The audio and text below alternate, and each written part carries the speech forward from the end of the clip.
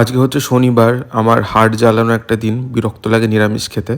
তো আজকে মা রান্না করেছিল পালং শাকের তরকারি, ওলকপির ঘন্ট, পনিরের তরকারি, আর শেষ পাতে ছিল চাটনি। চাটনি বা কোনো টক এটা আমাদের বাড়ির মোটামুটি একটা কমন খাবার, রোজ দিনই হয়।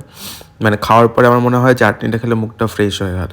বিকালবেলায় মনে হলো নিজেকে দেখে প্রায় বড় মানুষ হয়ে গেছি, তাই একটু সেলুন থেকে ভদ্রসভ্য হয়ে বাড়িতে ফিরলাম। ফিরে ঠাকুর ঘরে গেলাম, ঠাকুরকে প্রণাম টনাম করলাম।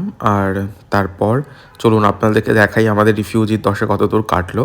তো বাড়ির বাইরেটা তো মোটামুটি রং হয়ে গেছে, কিন্তু জিনিসপত্র বাইরে এরকম ছত্রাকার হয়ে ছড়িয়ে আছে, মানে কোনো জিনিসের কোনো ঠিক ঠিকানা নেই। আর এখানে গ্যারেজের মধ্যে অনেক কিছু ছিল, ফুল গাছের মাটি, সার ইত্যাদি। তো সেগুলো সব বাইরে বার করে দেওয়া হয়েছে, গ্যারেজটা এখন রং করা শুরু হলো। বাড়ির সামনেটাতে রং করা খানিকটা বাকি ছিল, এই সিঁড়ি টিড়িগুলো এগুলো। তো এগুলো রং হয়েছে। আর এমনি বাদ বাকি বাইরে যেটুকু যে রং করার ছিল সব হয়ে গেছে, পাঁচিল টাচিল সব। আর এই আম গাছটা বহু বছরের, তো বিগত 2-3 বছর ধরে ফল হয় না, কিন্তু এত মায়ায় পড়ে গেছি এটার যে এটা আর কাটাও হচ্ছে না। এবার কোনো মুকুল আসেনি, গত 2 বছরেও আসেনি। তো একটুখানি রেস্ট নিয়ে তারপরে সন্ধ্যাবেলা যাচ্ছি একটু বাজারে।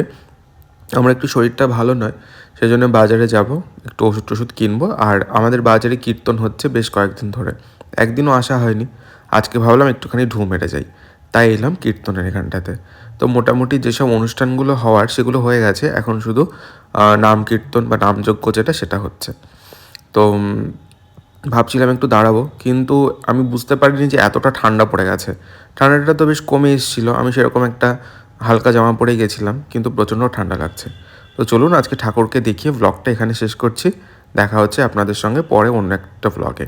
ততক্ষণ সবাই খুব ভালো থাকবেন, আর ভিডিওগুলো কেমন লাগছে অবশ্যই জানাবেন।